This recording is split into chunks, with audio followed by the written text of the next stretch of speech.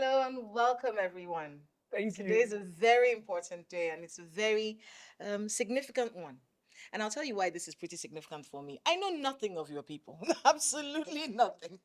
And the narratives that we've been hearing about Ibira people, and see, I call it Ibira, Mm. but I'm learning that it's Ebira. Have we? Um, um, Yeah.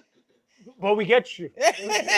We So understand just for you. the education of the people Mm. out there, is it Ibira or Ebira? Both work. Okay. Now, if you're going Ibira, is the Igbirra. If Yeah. it's Ibira, Ebira.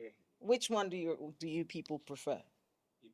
Ibira. And Ibira even. Ah. And it's a good. So you see, it's a very big learning experience, and it's different, very different from the things that we heard about your people. But let's not get into that. Let's start off with welcoming every single person. Welcome to the launch of the man who could not fall, written by this very nice gentleman over here, Thank you. Thank you. writer. I know him as an accountant, but the writer, poet, and all-round great guy, Mr. Dan Ochu-Baiye. Thank Please, you. let's put our hands together for him. Thank you. Thank you. So I want to be able, because everyone here has read your book, or rather, we've been fans for a while. Let's start from there. We've been reading a lot of the things that you've been doing, but this was different. You decided to do a book, and I know that it's once this door opens, it's never closing again. Never. No. You have to get bigger books and have to read more things. So, The Man Who Could Not Fall. I'm just going to get you to tell us about this title. Why The Man Who Could Not Fall?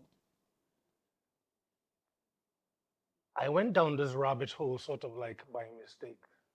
I was online somewhere and then something caught, I think it was his name, Ejivade. It was strange for an Ibira man. So I went down that rabbit hole and slight detour. I think I finished writing this in less than a month. The minute I heard about the story, the minute I saw the story, he sort of just assaulted me. Everything just started to come out of the woodwork. He's not even from where I'm from. You do realize that there are tribes within Ibira land. We're not even from the same place. That's the irony of this thing. But the minute I heard about him, what he stood for, it sort of resonated because that's always what the average Ibira person was known for.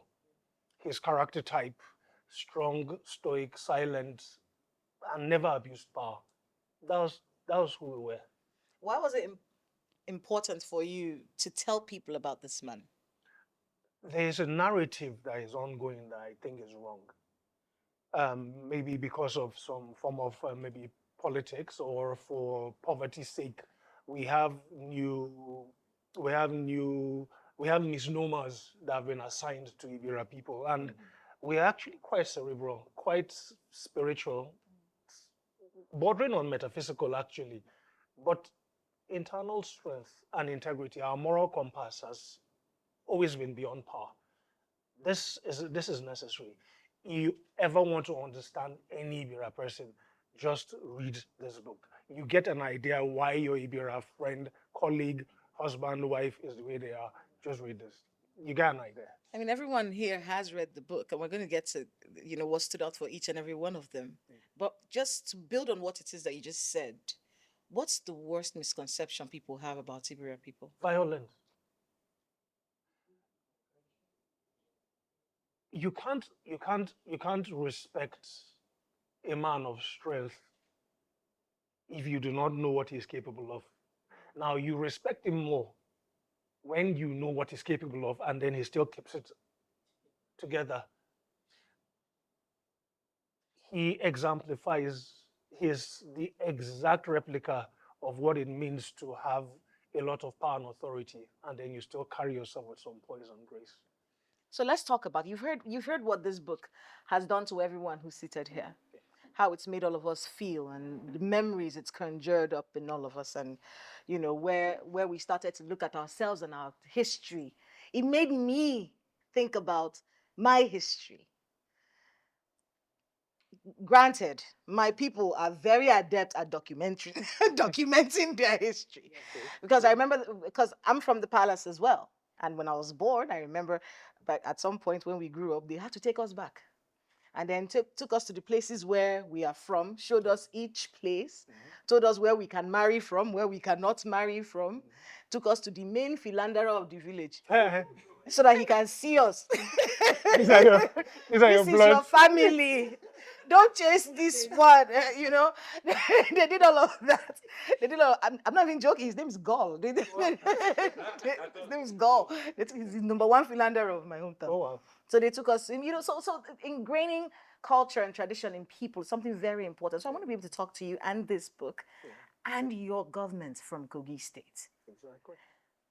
Is there enough being done to teach people about who you people are and the folklore, rich folklore of your people? Do you think the government of your state is actually doing anything in this direction? That question is so profound. The profundity of it has, I don't think it has settled on you just yet. You said something before you asked this question. You said like the Igbos they are notorious for record keeping. And that is where you see people I look up to, like Cyprian Equency, like Chino Chinua Achebe. Achebe. So these are people I've looked up to, and then the documentation is top tier. And don't forget, all of us that grew up somewhere in the north, we had those readers. And these readers, like the passport of Malam Ilya, Eze goes to school. This is what I hope something like this becomes compulsory reading. This is it's a subtle shout out to the government, past and present. It's all a subtle shout out to royalty, beloved father, the Ohinoye of Iberian land. These should be required. This should be required reading. I say these because this is book one of a trilogy. So these should be required reading.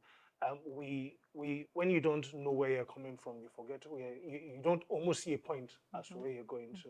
If you understood your foundation, you understood where you come from, why you are, it gives an inclination as to what you can become. So that's where I'm at with this. Have you been able to speak with? Well, I think that's the plan, isn't it, to get this to the hands of your government officials? I mean, the man who could not fall. It is a lesson for today, for everybody, not just Ibira people. I want to be able to get you to tell me why. Why now? Let's counter with why not now? When is the right time to make a good decision? When is the right time to correct a wrong? When is the right time to move a narrative from, let's say, violence? And don't forget, we have another cycle of politicking coming. I contested elections before, 2010, State House of Assembly. And even then, I understood because of politics and a few poorly implemented rules and regulations, we've lost about 3 decades of youth in Kogi State. They all wait around for 4 years to become violent. That is the way to make money. But I campaigned. I actually went to Abuga Ozuja Award. I sat, I talked with people. The intelligence of the average Ibira person is crazy. You have no clue. The descants they think through, the way their minds work. I think now is a good a time as any. And I'm happy like nobody seated here actually has any serious roots to the village. If anyone has been to the village long enough or often enough, probably will be me. And I still am not qualified. But at what point do we change this narrative? At what point do we take our seats of royalty? This man is who we are. Just in case any young one has forgotten, I'm slightly miffed that you asked them all the same question I didn't ask me. But because I'm an Ibera That's the man, punishment for not telling us what happened if first tax in first 77, tax of seven. look, Balance, man. for every Ibera person you know, we are family oriented. Do you understand? You can't. It's rare that you were raised as an island. We had uncles and aunties, and they had free hall pass to give you basbos. You collect. If you misbehaved, you collect. And they're very garrulous and verbose. That we call this guy Yabin. They will insult you into the right path. These guys would. My mom, my mom I would be going past my mom, maybe going for lessons or going to church. My mom would say I'm walking past her like a farmer that is planting corn. And I had my bounce on, Because you walk on your heels. I had my swag going on. This woman would just decimate you without really bringing you Well, it's down. because you walk on your heels, though. It was the thing, you had to put some bounce to yourself back then, you had to have some swing to it. So why not now? And if there was ever any form of literature that could impact positively the legacy, the children we've given birth to, it will be something like this. It's actually, if I say so myself, not my usual kind of work. I actually did the research so you won't have to. I have given you a portal, so to speak, to step through, and that is why I did not discuss First Act 77. Read. It's not a crime. Read. it's seriously though. It's a bridge. It's a pedestrian bridge. There is so much. There is so much. The folklore of the average Iberian man and woman is rich. It's amazing. I mean, you said this is one in a three-part trilogy, and that's something I'm really looking forward to because I feel like there's a lot of stories about your people that really have to come. And I really pray that this gets to the right hands. I mean, it's important that we start to preserve these stories and these cultures. It's a very important part of our life. Sometimes when you look at our world, it does feels like we're all flailing. Yeah, yeah, yeah. It doesn't feel like there's anything holding anyone anywhere below face. Just Yeah, that's so it. it's a problem, and these are solutions to Exactly. problems Yep. like that. As we wrap up, I was going to get you to tell us, well, you've answered why. What do you hope to achieve with this, and where can people find the man who could not fall? That's the hottest question you've asked me so far. Where can people find the book? Yeah. Now look, even as Nigerians, don't forget, Ibira people did not actually just come up as Ibira people. There has been migration. There's also the issue of we used to be Kwara State before we became Kogi State. So we've gone through a lot of like silver tried in furnace. We've been purified. We're at a point where I am so proud of everybody seated here. I know them personally, and like you said, we've known each other for excesses of at least 2 decades. I have seen the trajectory of everybody seated here. We're ready now.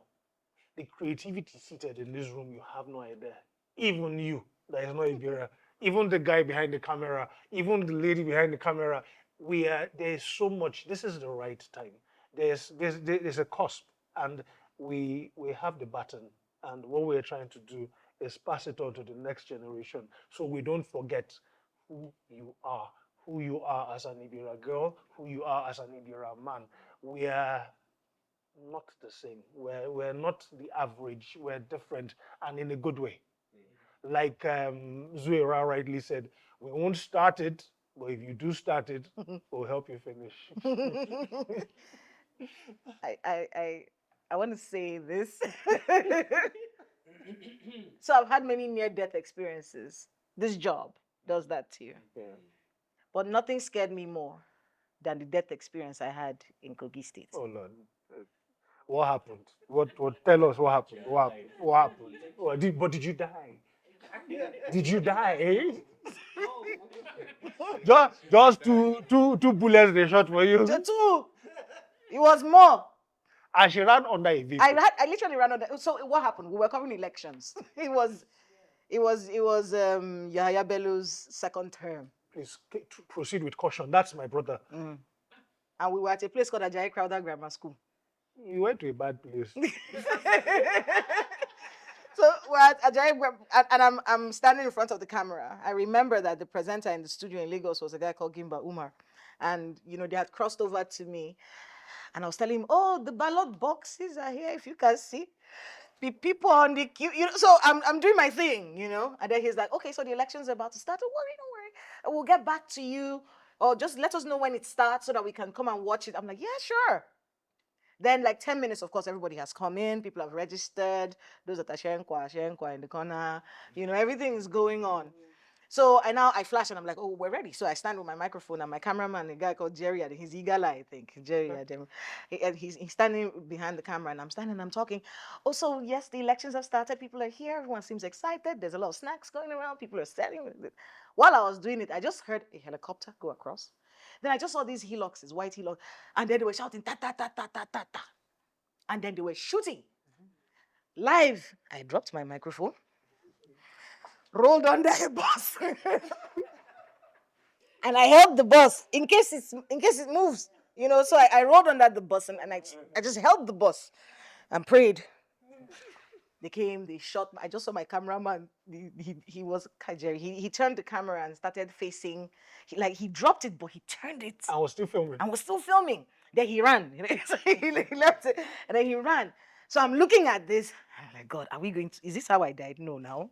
I used to preach the gospel, right? God can't do this. Not like this. Remember your promise, Lord. Remember? I'm not even joking. Like, I thought this was it, And I stayed under that bus. They came, they did the operation, they shot people, carried people, stole all the ballot boxes. Of course. Destroyed the whole place. And then they left. I still didn't come out from under the bus because I'd never been that scared before.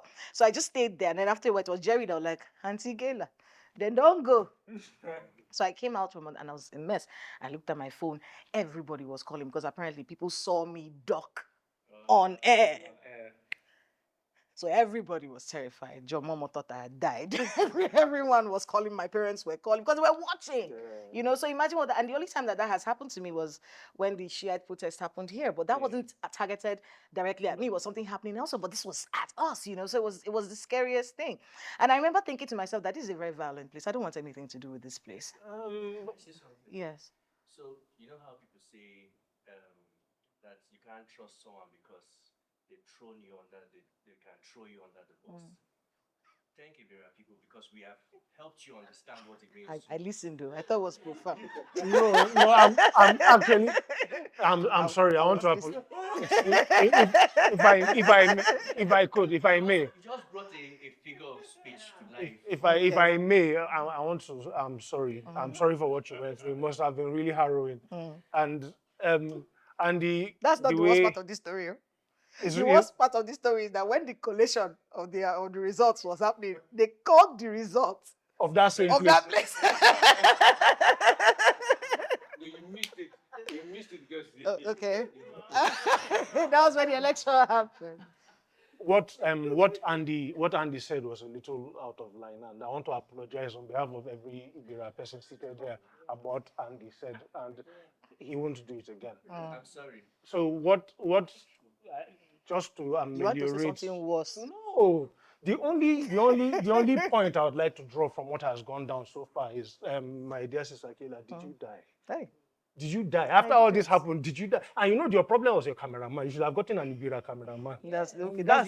That's it. You would have even told you, Auntie Mo no come out today. Okay. You wouldn't have felt it spiritually. Sis. That's just on a lighter note. But as we wrap up, Where can we find it? Yes, where? The books, as always, you can find them on Amazon KDP for the paperback, but not for Nigerians. I don't think Amazon allows for Nigerians. For Nigeria, we have Selah. That's there. My website is there too. There's somewhere new I just checked out. It's called PubPub or PubPub. It's new, but they're good. So they help you with ebooks. They help you with even print on demand. So if you want a copy, because these are limited, and the book has to pay for itself, I'm sorry. So for print on demand, if you're outside the country, Amazon is your best bet. If you're in Nigeria, PubPub, I'll share links, and I hope you guys will help me share, post, and propagate. So those are where you'll find copies. Once, thank you so much for sharing a bit of your magic with us. Thank you. Thank you for Thank you for reading it. This beautiful story. Thank you for staying true to your art, because you've been doing this for a very long time. And I really do hope that this gets the kind of notoriety that it deserves. Yeah. Ladies and gentlemen, Dan Ochu-Baiye, author of The Man Who Could Not Fall. Thank you, guys. Thank you so much. Thank you.